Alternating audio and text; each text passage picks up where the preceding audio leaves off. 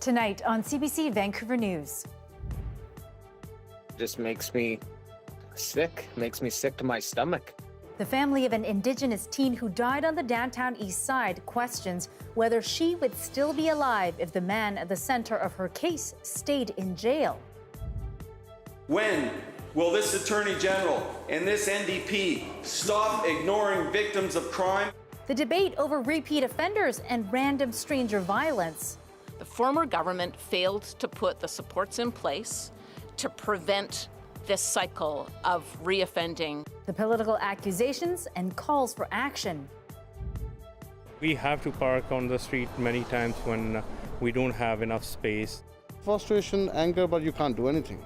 No space to park. BC commercial truckers are getting frustrated as they're slapped with fines. This is CBC Vancouver News.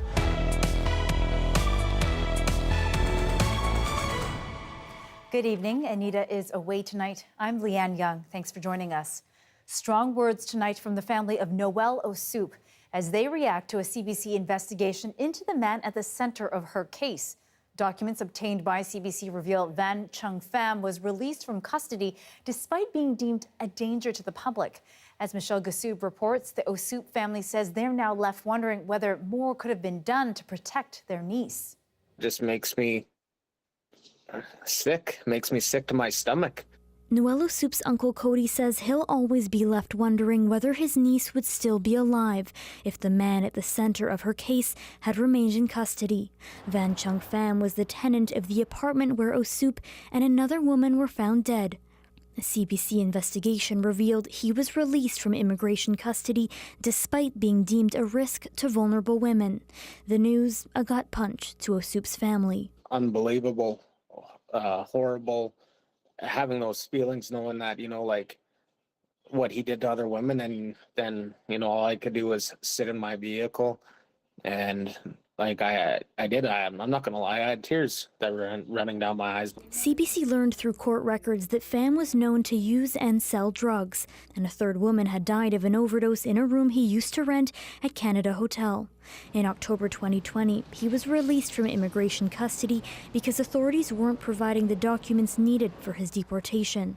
Pham was well known to police. He'd been convicted 13 times as a result of VPD investigations between 1994 and 2007. And at the time of his death in February, he was wanted on a Canada-wide warrant. With at least 3 women found dead in Pham's apartments, Osoup's family is questioning whether police and immigration officials did enough to keep women safe. This could have happened to many other women. Like if he wouldn't have died and overdosed in his apartment, this could have happened to so many other women. So I definitely think that this guy should be definitely investigated as a serial killer. Police say they were unable to release Pham's name because the BC Coroner Service currently has conduct of the investigation. They aren't currently releasing a photo of him, but say the criminal investigation into Pham is ongoing. Michelle Gassoub, CBC News, Vancouver. If you or someone you know encountered Pham or Noelle Osoup, we want to hear from you. Please send us your tips via email to cbcvancouvernews@cbc.ca. And we're now taking you live to Squamish. Today is the National Day of Action for Missing and Murdered Indigenous Women and Girls and Two-Spirited People. Dozens of people have gathered in the community's OC and Pavilion tonight to mark the occasion. Members of the Squamish Nation are there along with local officials. They are lighting candles, offered a prayer, and spoke about violence against Indigenous women and girls, which some there have known firsthand.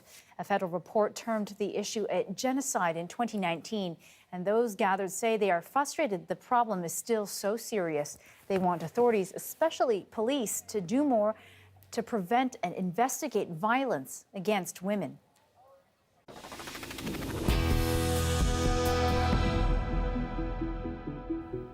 Some mayoral candidates in Surrey have been waging political war. Others are focusing on policy and promises. 5 high-profile candidates are competing to become the mayor of Metro Vancouver's second-largest city. One of the most controversial issues is the future of police, the transition from RCMP to a municipal force. As Mira Baines reports, the push to bring out dedicated voters will be the key to success. In a highly competitive race for Surrey's top job, opponents are taking aim at current Mayor Doug McCallum. The current mayor has absolutely brought disgrace to the office of the mayor. He's got criminal charges. It is not a pleasant or an easy position that McCallum has put our residents in. Mayor Doug McCallum is either my way or the highway. Doug McCallum, at 78, is running for his 5th term as mayor of Surrey. He was first elected in 1996. McCallum was also voted out and then made a political comeback in 2018. He promised to transition from the Surrey RCMP to a municipal police force and extend SkyTrain to Langley. We have done that. We indicated we're going to do it. It's done. But he has been criticized for being divisive, not allowing some members of the public to speak at council meetings. It hasn't been dysfunctional. It's because people disagree with him. And in fact, our councils work very, very well because we have majority. This time he's promised a 60,000-seat stadium without a parking lot, which many have deemed unrealistic, and SkyTrain running through Newton, which is not in TransLink's plans. We are going to build SkyTrain from our city center all the way to Newton, and then long-term range all the way to South Surrey. Still, he will be facing a criminal trial at the end of the month for public mischief. McCallum claimed his foot was run over by a Keep the RCMP in Surrey group member in a grocery store parking lot. He has refused multiple interview requests from CBC News on the election. If voters decide to turn their backs on McCallum, who will they support? Arguably, the most controversial issue at Surrey City Hall in the last 4 years has been McCallum's decision to transition the city from Surrey RCMP to a municipal police force. Brenda Locke, a current city councillor, is heading up Surrey Connect to run for mayor, and the only mayoral candidate vowing to kill the transition and keep the RCMP in Surrey, claiming the independent force will cost taxpayers an additional $500 million a year in taxes. We believe this transition must stop, and it must stop as soon as we are elected. She was once on McCallum's team, but has been a vocal opponent the past 3.5 years. While it seems she's a one-issue candidate, Locke is also promising more transparency at City Hall. We need to make sure that people know this is their City Hall, this is their city, it belongs to everyone. It does not just belong to Doug McCallum. BC NDP MLA Ginny Sims, who went from teacher to union activist to federal MP, then provincial MLA, is making a strong push to win by appealing to those upset at McCallum's style of governance. Bring back all the advisory committees and start having your debates in public. Sims is running a glossy, well-organized campaign, but steering clear of taking a stance on the police transition. When elected, what we're going to do is we're going to freeze the transition for 3 months, and we are going to get all the data that is required so we can make an informed decision. One of the most formidable opponents is federal MP Suk Dhaliwal, once a supporter of McCallum for his mayoral runs in the 1990s. Dhaliwal has been known as a kingmaker in past elections, but can he do the same for himself? His biggest issue is building more housing for the city's growing population. To create affordability, if 1,500 people are moving in every month, we need 500 new dwellings a month. He's promising a 3-day turnaround for home renovations, 3 weeks for single-family homes, and 3 months for multi-unit dwellings. Dhaliwal says he'll go ahead with the police transition, but provide more information about costs and timelines.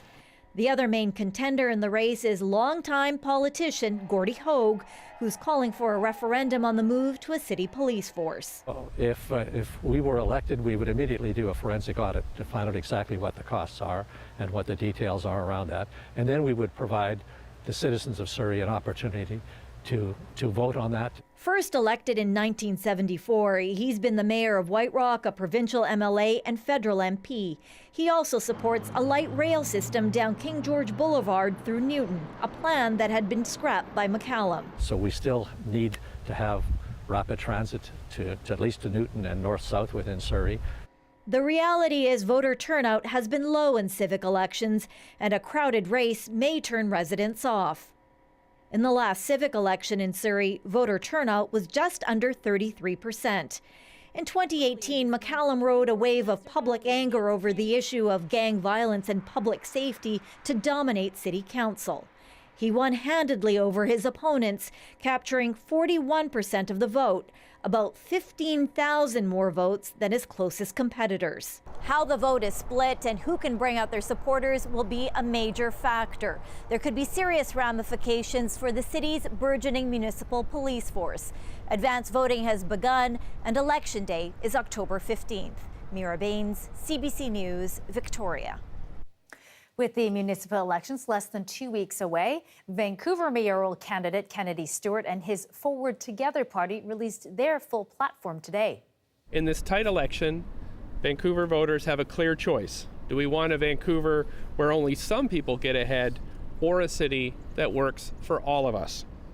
They focus heavily on the housing situation in the city with a goal of approving 220,000 new homes over the next 10 years, with an emphasis on affordable housing. His platform also contains pledges to increase renter protections, double childcare spaces, and tackle climate change.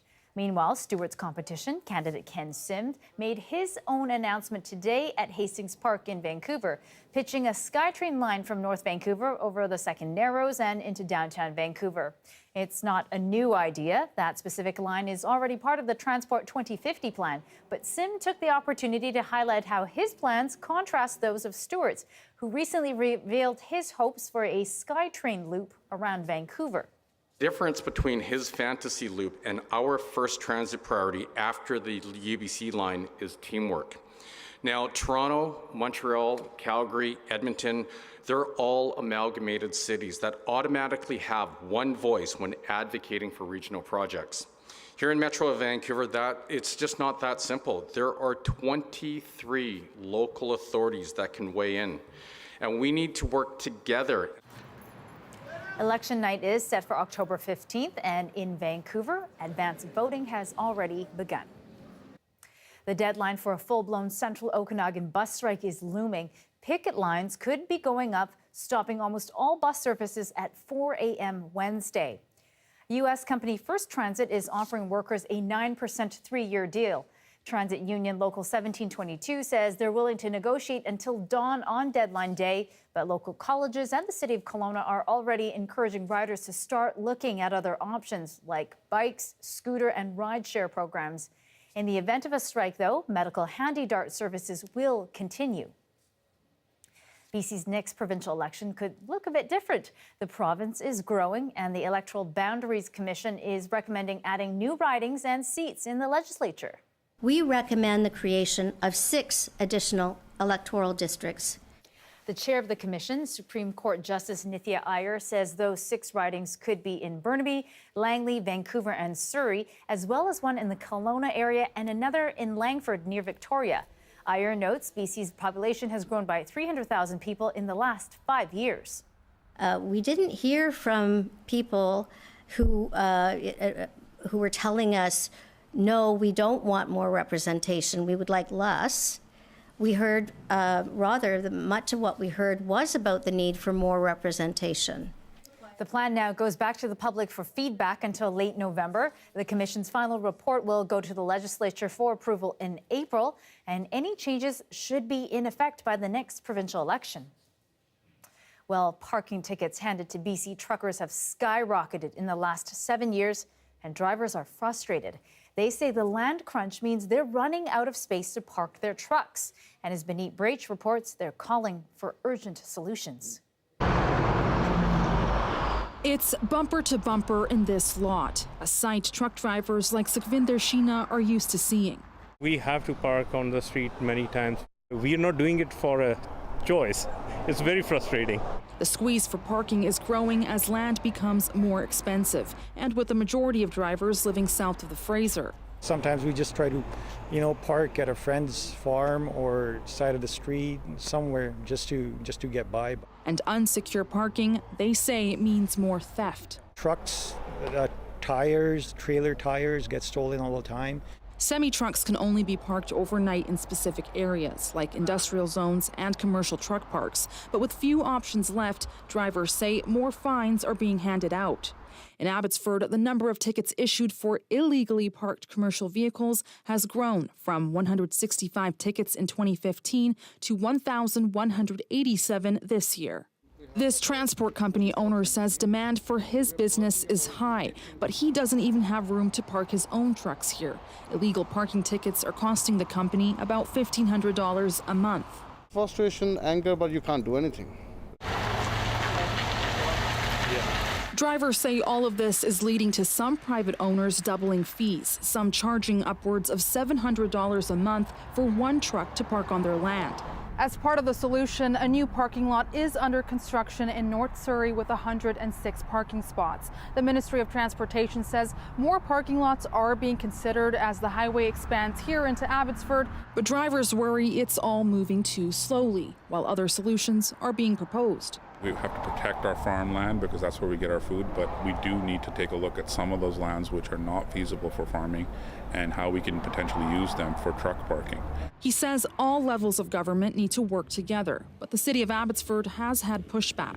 The Minister of Agriculture and the ALC are not receptive to taking more land out, and yet we need transportation to move goods and services.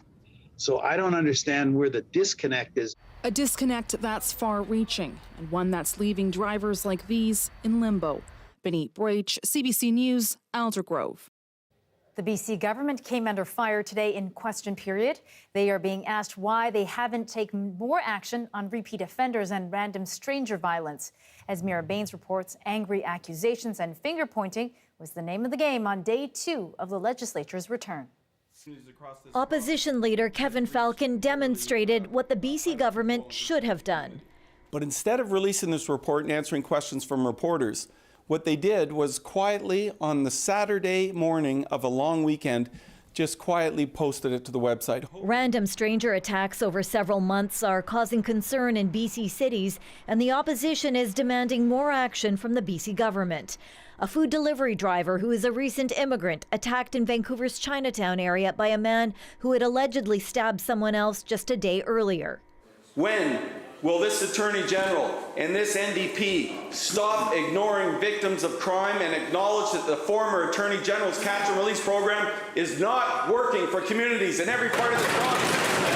I do not think, Mr. Speaker, that the people of British Columbia believe that arresting and enforcing the law, as the members would seem to suggest, is the way to go. Public Safety Minister Mike Farnworth points out 3 recommendations that are being implemented now. A program to provide new addiction and mental health supports for people leaving jail to prevent reoffending was announced Monday. Inmates will be supported after they leave jail by transition teams connected to all 10 of the province's correctional centres.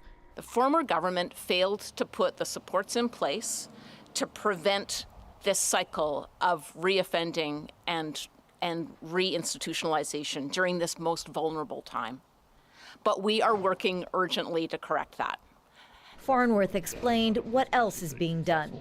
The other is a pilot project with First Nations up in the north, and the second is to ensure that we're getting good coordination taking place within ministry.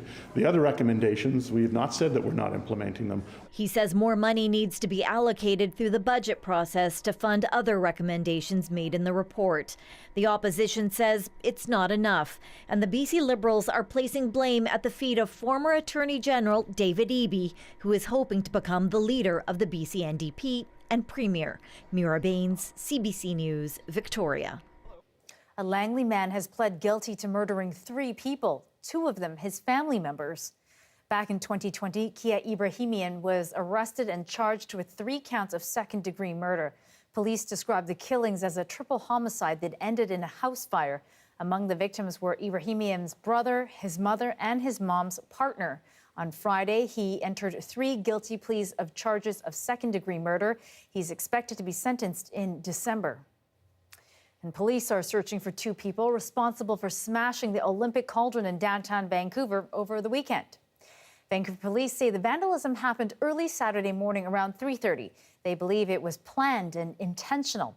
One of the columns was smashed, as well as the lights around the base. The department says the damage is estimated at around $10,000. 2 women are suffering from life-threatening injuries after a frightening bear attack in northeastern BC. The family of 4 were hiking on a popular path just a short drive from Dawson Creek when a male black bear charged at them, attacking one woman. Another woman and a teenage boy were injured while trying to help her. Rescue teams and RCMP were called to the area. Officers eventually found the 2 women lying in the forest with critical injuries. When police found the bear nearby, they say it appeared to be, quote, guarding the victims. The animal was shot and killed. One victim was airlifted to hospital in Edmonton. The other 2 victims were taken to hospital in Dawson Creek. 2 family members of a man who was shot and killed his girlfriend in Surrey have been cleared of helping to cover up the crime. Gurvinder Singh Dio and Talwinder Singh Kunkun were acquitted Monday of accessory after the fact. Both men are related to Harjot Dio. He shot and killed his former girlfriend, Kiran Desi, in August of 2017.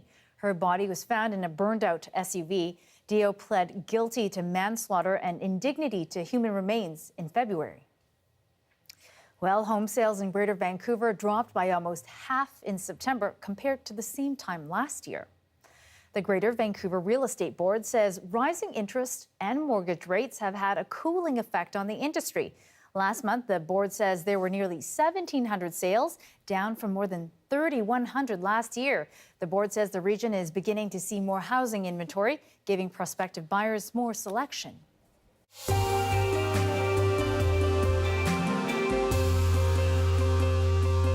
The BC government is facing a legal challenge over its climate plan.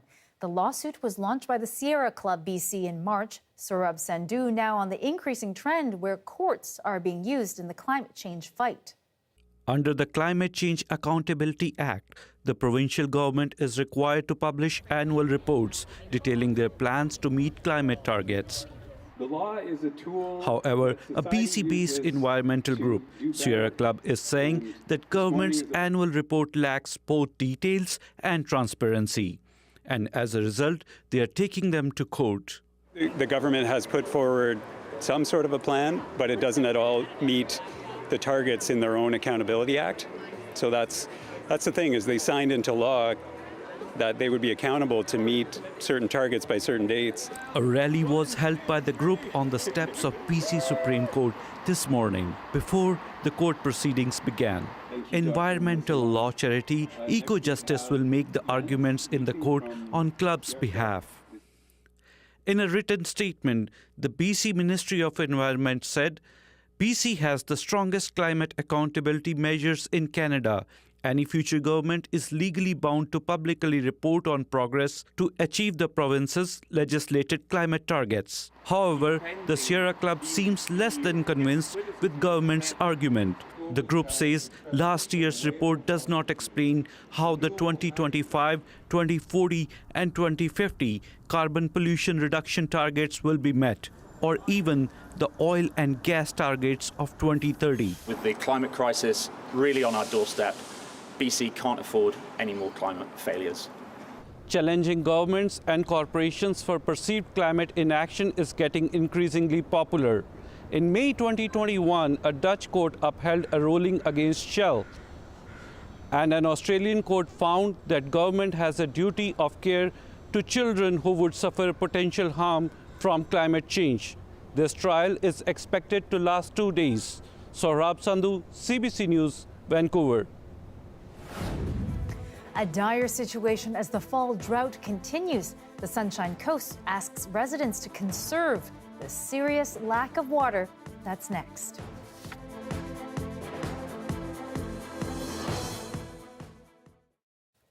And thanks for watching our commercial-free live stream online.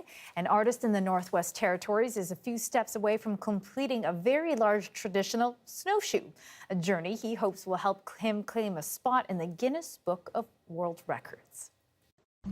What inspired this from the get-go was that I couldn't get any more snowshoes to put stained glass in.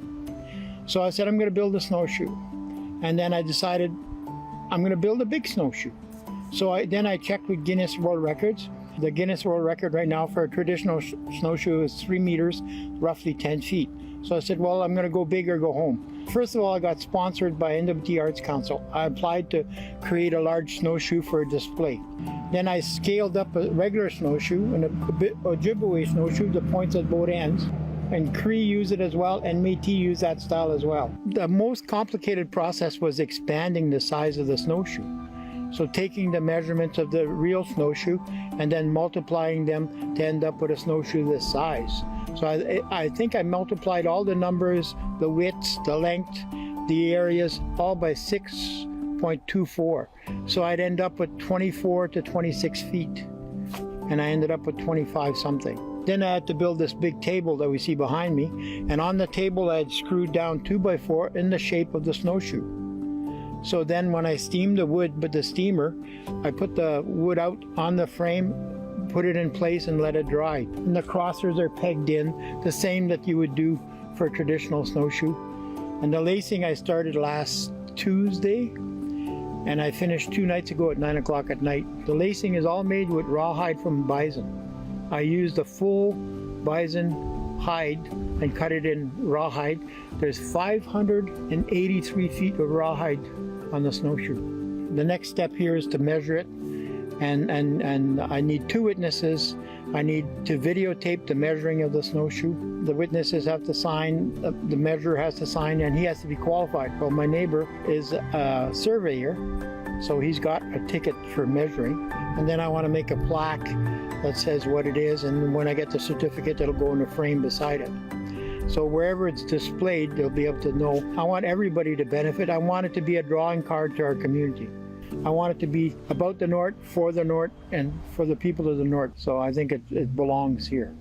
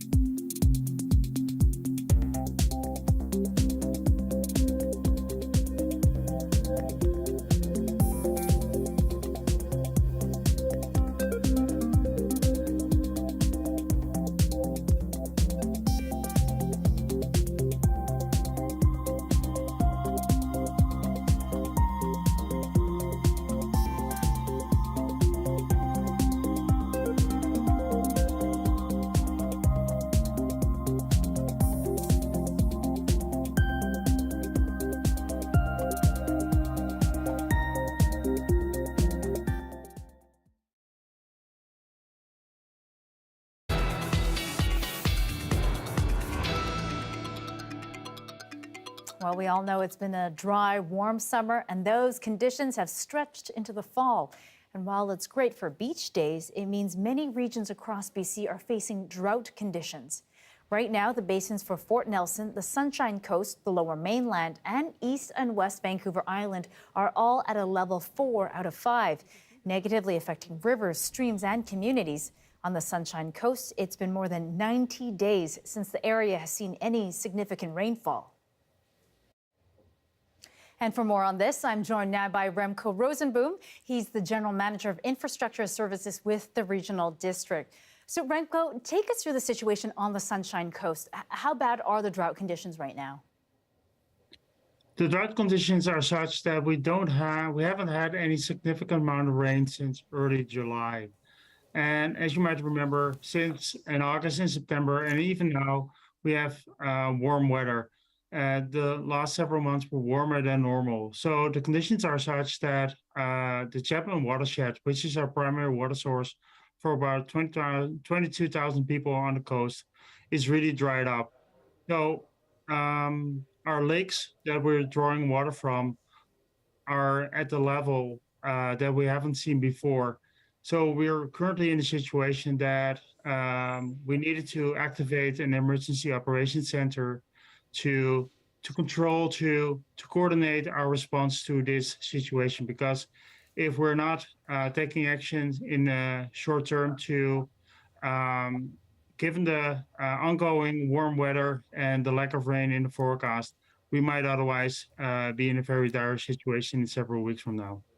Right, really remarkable conditions right now. So your water basin is at a drought level 4. So how does that impact the environment and, of course, the community?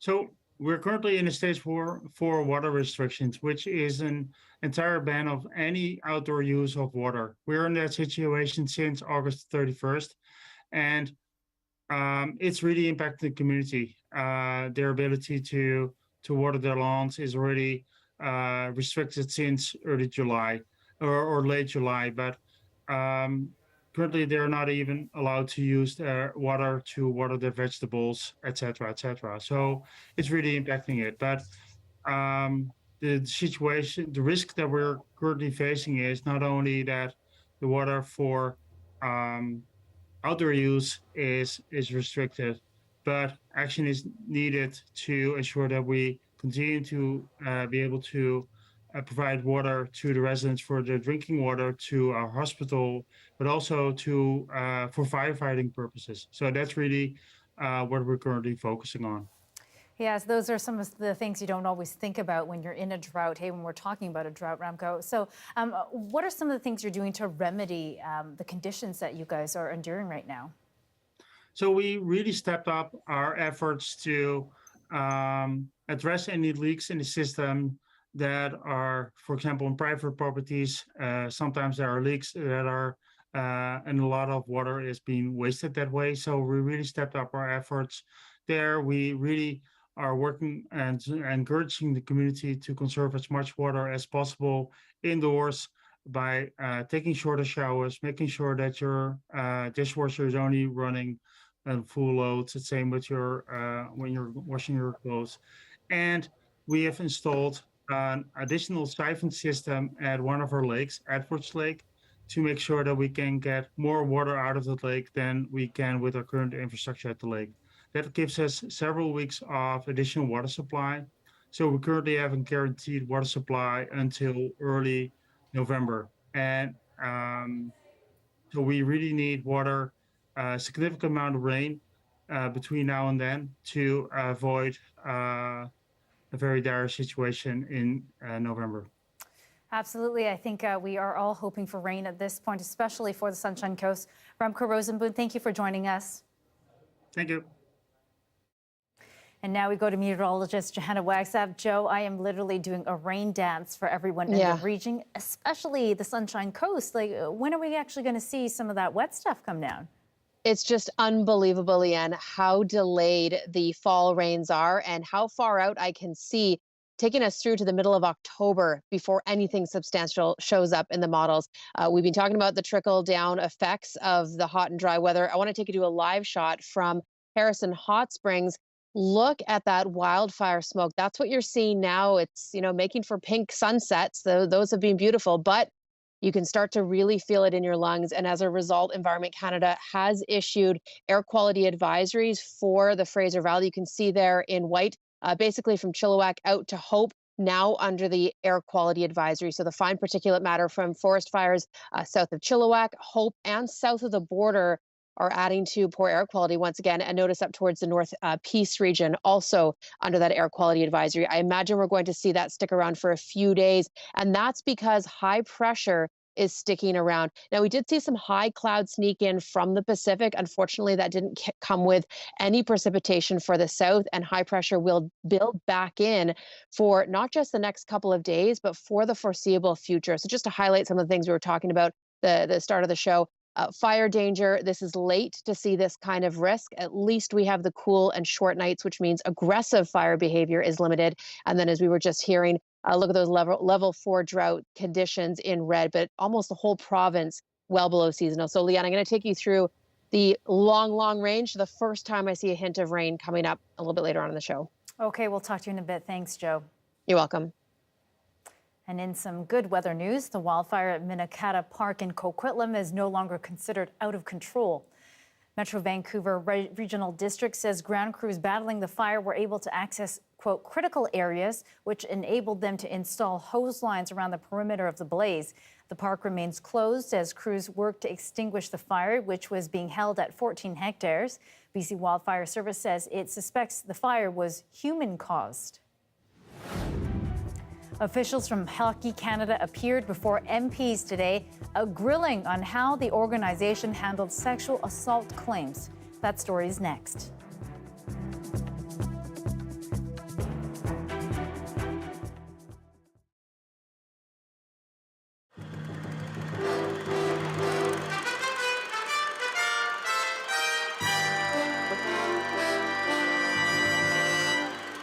Freedom in Canada and the United States is really special throughout the world. And because of this freedom, people can do anything they want. And maybe the story of a singer, a country singer named Loretta Lynn, has something to do with the amount of freedom we have in Canada and the United States. She was real poor. She lived in the hills of Kentucky. And then she met a man in British Columbia. And his name was Mr. Burley. And he liked her singing, and he believed in her. So he gave her one of her first big breaks in country music. And now Loretta Lynn is one of the international stars of country music. But she has never forgotten Mr. Burley in British Columbia. Yes, Mr. Burley owned the Zero label with a few other people. There was other people involved too. And of course, at the time, we were all together and we all loved each other, and I still love them. In fact, when we go back up into British Columbia? Is he British still there? Columbia, they come out to see me, everybody does. And Mr. Burley, I hadn't seen him in years, but he owned the big lumber company in Vancouver at the time, and he was a great man. Could you explain to our audience what happened, your relationship with him? Because many people Well, he maybe put not... me on the Zero label in the USA, and in the Canada, he put me on the London label. But I started singing right up next to the Canadian border at Vancouver. And I was with the Canadian people from the time I started singing, you know, till 3 or 4 years after. And I love Canada, and I love the people in Canada. I don't know, they really love to laugh. And I think that's what I love about the people up there. They're always ready for a good time, and you don't see anybody depressed all the time, and it's great. Thank you very much. Thank you, folks. Right now, I'd like you to meet our special guest on tonight's show, one of the top country performers in the world. And I'm really pleased that she took the time to come up and visit us tonight, particularly on our first show of the season. Ladies and gentlemen, will you please help me in welcoming Miss Loretta Lynn. Right.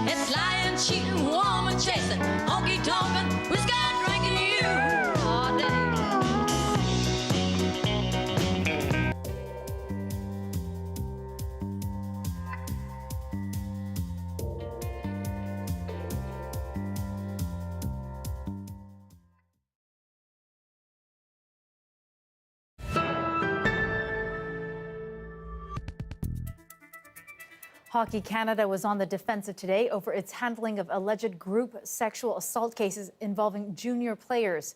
The new interim chair of its board of directors testified at a parliamentary committee reviewing the issue. She gave the current leadership a top rating, but as Ashley Burke reports, MPs say it's a failure and are calling for more changes at the top. The new interim chair of Hockey Canada today with a new defense. Suggesting that toxic behavior is somehow a specific hockey problem or to scapegoat hockey as a centerpiece for toxic culture is, in my opinion, counterproductive. The comment comes after CBC's The Fifth Estate identified 15 cases of alleged group sexual assaults that police investigated involving hockey players since 1989. 50 players were accused and only one convicted. What we're hearing from Hockey Canada is more than one incident of athletes acting like a pack of hooligans. And I'm wondering, and we don't hear that from other athletes in other sports. MPs of all political stripes want Hockey Canada's leadership to step down, but Andrea Skinner pushed back. Our board, frankly, does not share the view that senior leadership should be replaced on the basis of what we consider to be substantial misinformation and unduly cynical attacks. Are you afraid of change? I absolutely am not afraid of change. I welcome it. I believe that we have changed. We're continuing to change. I think that there is a significant risk to the organization if all of the board resigns and all of senior leadership is no longer there. Will the lights stay on the rink? I don't know. We can't predict that, and to me, that's not a risk worth taking. Why is the leader of this organization being protected rather than being held accountable? The leader is not being protected. Then Skinner gave the president and CEO of Hockey Canada, Scott Smith, a top mark. What grade from an A to an F would you give him in his role at Hockey Canada right now? I would say that he's conducting himself as an A in the circumstances. MP said they were shocked. I'd have to give them an F on this one. It's a failure. It's an F. Mr. Smith has not done what is necessary to change the culture within Hockey Canada. You have to living. Don't finish the course. Just living. All of this led to the Minister of Sport today calling on Hockey Canada's provincial and territorial members with voting power to push for leadership change. Ashley Burke, CBC News, Ottawa.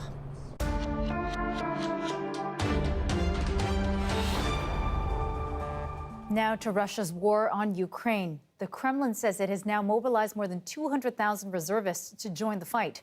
But before most can reach the front lines, Ukraine is advancing on multiple fronts. Ukrainian forces continue to push further east in the Donbass. Victory both sweet and sobering. There is a lot of death there. Ukraine is also making crucial gains in the south. Russia's grip on parts of the economically vital Kherson region slipping. Russia claimed these territories just last week, but as Briar Stewart shows us, speeches in Moscow don't matter much on the battlefields of Ukraine. For Russia, they are now unforgiving and a warning. Seeing them can be disturbing. Village by village, Ukrainian troops hoist flags in the Kherson region in the country south. Just last week, Russia laid claim to this area, and now Ukraine is destroying any signs that its soldiers were here. This is a historic moment, says this Ukrainian soldier. Ukraine says Russian troops in Kherson are retreating south and east towards the Dnieper River, destroying bridges and ammunition stockpiles as they go. Even pro-Kremlin social media channels are talking about the land Russian forces are losing. In the northeast of the country, Liman is another city that Russia insists belongs to them. But Russian equipment is now abandoned in the forest, and even the bodies of its soldiers lie on the road. Ukrainian flags may be up, but it's hard to celebrate, still surrounded by the ruins of war. The shelling was so intense that everything was shaking, says this woman. When the Ukrainian military arrived, they brought much-needed supplies to those who've spent months in their basements. We are going to win. Ukraine is buoyed by the momentum from battlefield wins, but Russia is quick to remind that it still has its nuclear weapons. Of course, the possibility of these nuclear strikes are discussed on a daily basis, Yuri Sak is an advisor to Ukraine's defense minister and says Russia's nuclear warnings increase as its troops fall back. Russia is looking for a possible way to compensate for this humiliation, to stop the Ukrainian counteroffensive. And of course, they understand that to achieve this, they need to scare the world into believing that a nuclear strike is possible. But Ukraine says those threats haven't changed its strategy. In fact, today, President Volodymyr Zelensky signed a decree forbidding Ukraine from negotiating with Russian President Vladimir Putin. Briar Stewart, CBC News, Kyiv. 11 days after Hurricane Fiona slammed into the Atlantic provinces, thousands remain without power. The ongoing efforts to get them reconnected coming up. And it is 6:43 p.m. There's a live look at Harbour Centre. The warm, dry October continues. Any rain relief in sight? Johanna will be back with her full forecast next.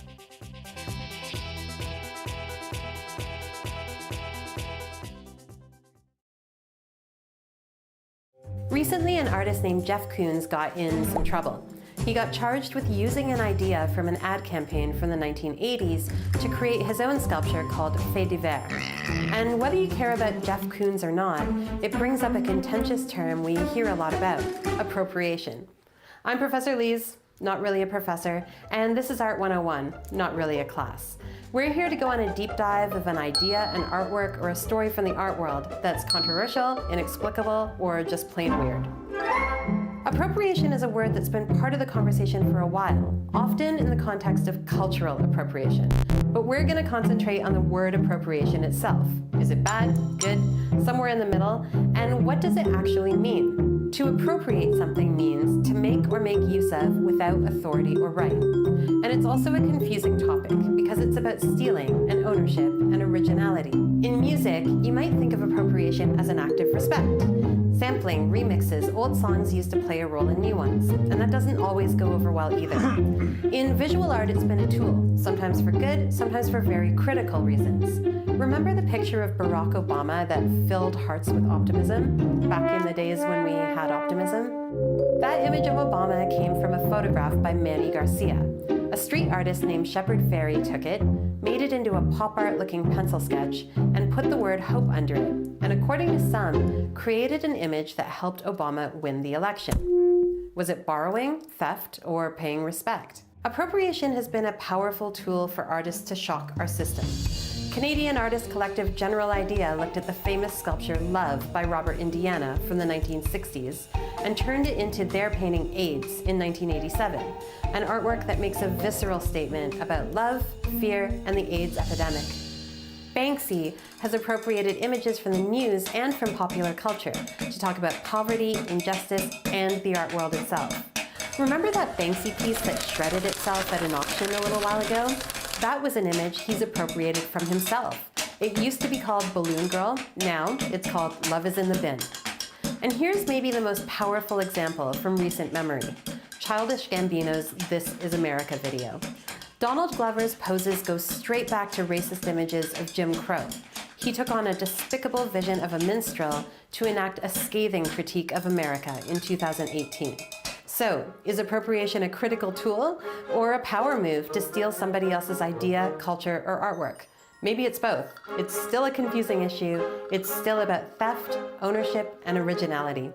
It's also been a powerful way for artists to make us think twice about things, provoke a critical point of view, maybe make us see things in a new way for a new future.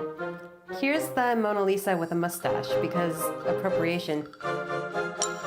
See you next time for more Art 101.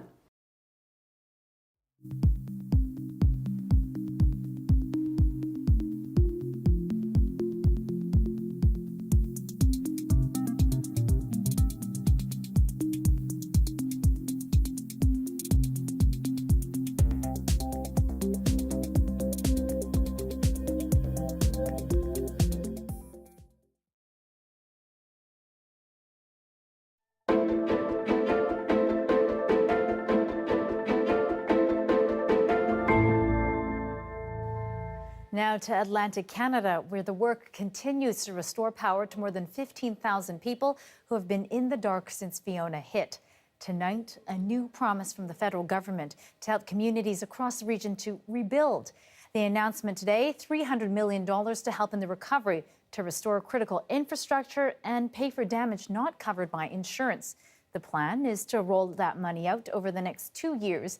Kayla Hounsell spoke to people who lost homes and businesses that need help now. When you look at this picture, it's clear help is needed. So much help. We're still paying our mortgage. We're paying a mortgage on a house that's no longer there. Amy Osmond was home with her daughter when Fiona crashed ashore in Port aux Basques, Newfoundland. We gotta go. We gotta go. Her home now just a pile of rubble. We have the letter from insurance, the letter of denial. They will not cover it because it is an act of God. Prime Minister Justin Trudeau didn't offer any specifics in terms of how people can apply or when the money will roll out, but says the $300 million fund will assist anyone not covered by other programs. We will be there to help with people who are uninsured or underinsured for the kinds of damages that they've gone through. The money is going to be rolling out very quickly because we recognize that there are serious needs on the ground. Osmond says she's grateful, but offers a reality check. It's October. You can't build anywhere in Newfoundland in the winter months. It's just impossible. I don't know where they would develop. There's a few spots in town, but I mean, there's so many families who have lost their homes. Trudeau says business owners will also be eligible. Yeah, that's where our building sat, and now here's where it sits. Barbara Deron runs an antique shop on Prince Edward Island. At least she did. She's now dealing with about $15,000 in damage. The water reached right up to the ceiling, actually, spraying in there, and everything just swirled all around. She says she'll apply for help through the new fund. Osmond is hoping to rebuild eventually, but no amount of money can make that happen right now. Everybody gets that. We get that. But it's still hard because what do you want more than anything? You want to go home. You just want to go home. Kayla Hounsell, CBC News, Halifax.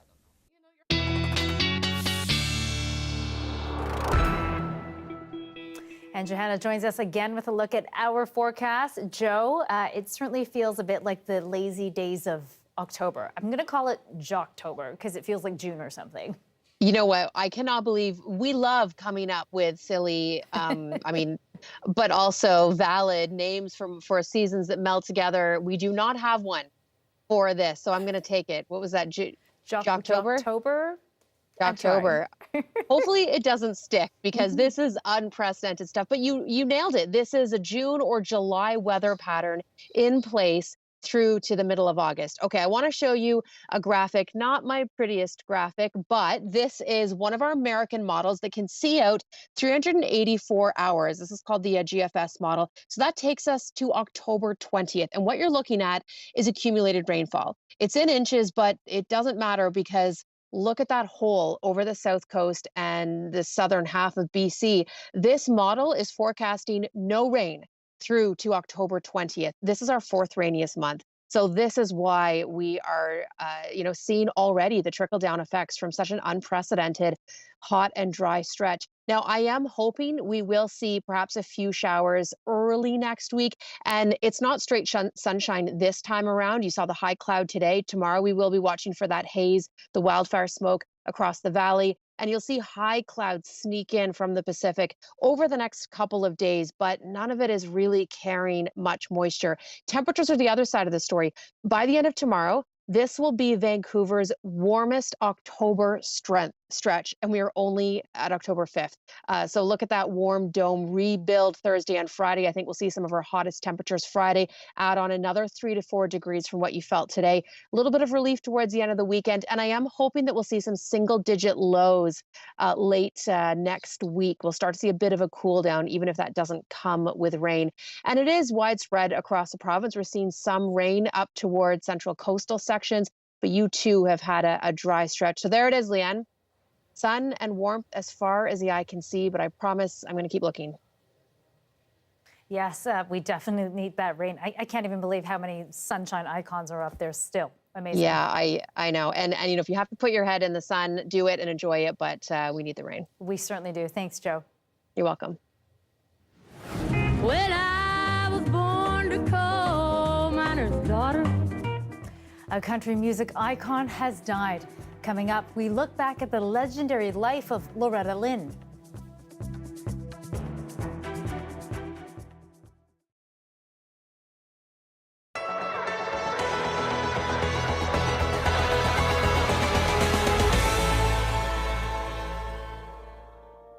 We are celebrating our 12th annual Word on the Street Festival here at the library. It's our big one-day literary street fair. It is a fantastic chance to celebrate Canadian authors and literature and the written and spoken word in all of its forms, and a really great way to bring our community out and together. We have people here that are doing workshops that are actually First Nations throughout all of Canada. And to have them a part of this thing is very, I have to commend Lethbridge Library for all the work they've been doing in those kind of fields. We have had 7 author stages running all day with authors speaking for kids, adults, and teens. We've had some special storytime guests in the children's department. We've got some local bands and buskers playing. We have an Indigenous speaker series running, a scavenger hunt, some food trucks, and things going on all day.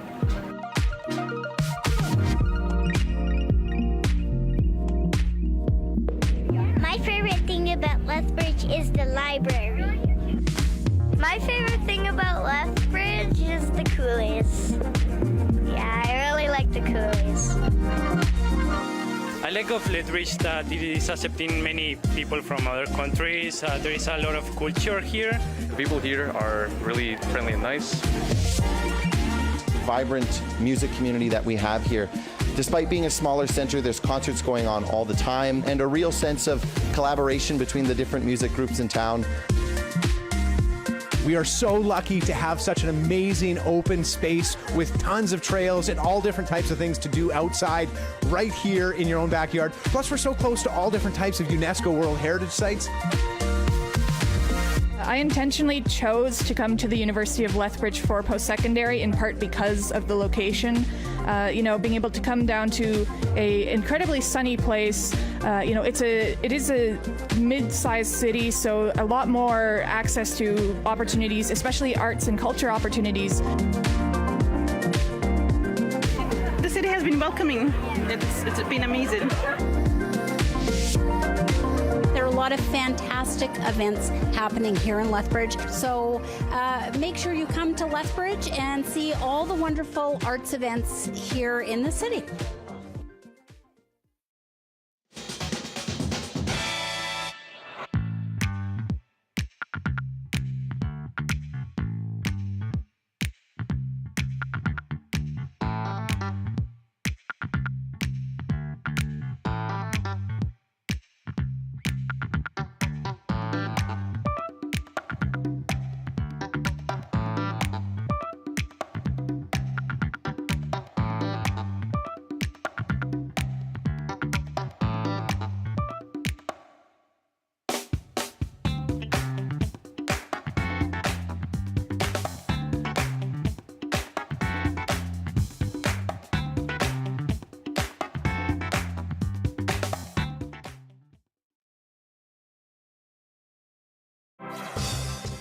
Hi, I'm Amy Bell, and here's what's in your CBC Vancouver inbox.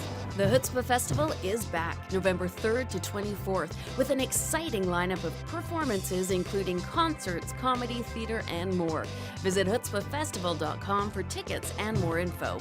And never miss a special programming series or contest. Subscribe to CBC Vancouver's e-newsletter at cbc.ca/Vancouver inbox and keep connected with us.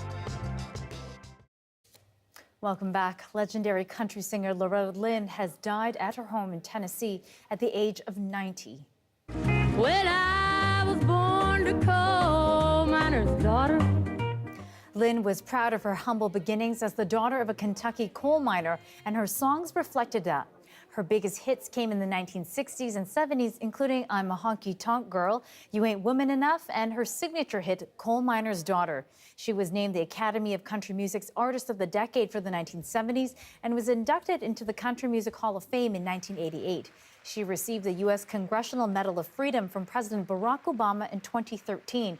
And it may come as a surprise, Lynn got her start here in Vancouver. Here she is talking about her beginnings. But I started singing right up next to the Canadian border at Vancouver. And I was with the Canadian people from the time I started singing, till 3 or 4 years after. And I love Canada, and I love the people in Canada. I don't know, they really love to laugh. And I think that's what I love about the people up there. Seashelt's Norm Burley signed Lynn to Zero Records, where she recorded her hit single, I'm a Honky Tonk Girl. A pair of Illinois farmers say they are operating the biggest corn maze in the world. And while corn mazes have been around for quite a while, this one uses some high-tech methods to get the job done. That includes corn planter tractors outfitted with GPS that drop corn seed in the maize pattern right down to the smallest details. Here's a look at this year's creation. This is 28 acres, and there are 10.3 miles of trails that draw that marvelous picture, and you've seen it. It's a different theme every year. We're highlighting 60 years of James Bond this year. Very fun theme for us. Because we're 50 miles, 60 miles out from Chicago, and there's so many people in the suburbs, but they're inundated with just millions of messages of things to do. And so we thought, well, we need to stand out a little bit. So we decided we'll be the world's largest corn maze. Looking around, it was like 60th anniversary of James Bond. How fun is that? You know, great movies. I think there's a wide audience appeal, and it can make a good picture. It's really strange drawing in a cornfield, as you might imagine, with basically a 6-foot wide brush. People talk to us, say, I'm having a great time today, and that's very rewarding for us. Yeah, it's a pretty big process, but it's a lot of fun. It's very enjoyable, and to see the results is really amazing.